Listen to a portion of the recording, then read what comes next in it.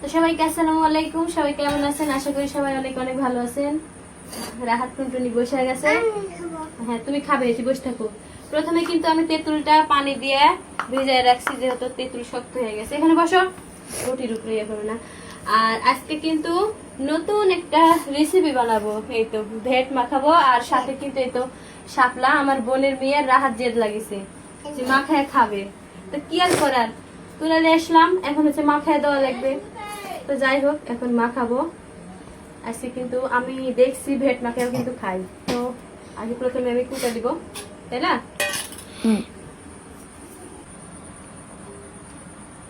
পানিটা আমি দিয়ে দিছি, কুটে দিই।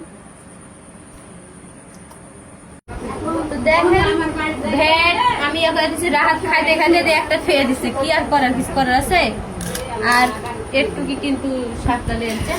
আর এই তো আমি তেঁতুলগুলো সুন্দর করে কুয়া কুয়া করে এখানে দিচ্ছি। আর এই তো এখানে হচ্ছে মশলা ফেলে দিব, সামান্য হলুদের গুঁড়া, যেহেতু হলুদ খাই আমরা, বা হলুদ দিই, তাই না?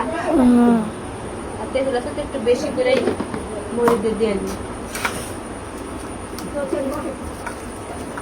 তেল দিয়েছি সামান্য।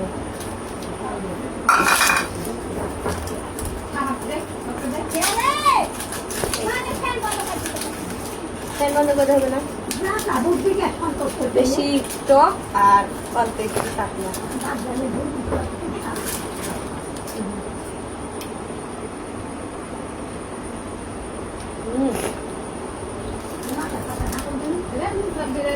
টক হচ্ছে কিন্তু স্বাদ আবার খুব বলছে।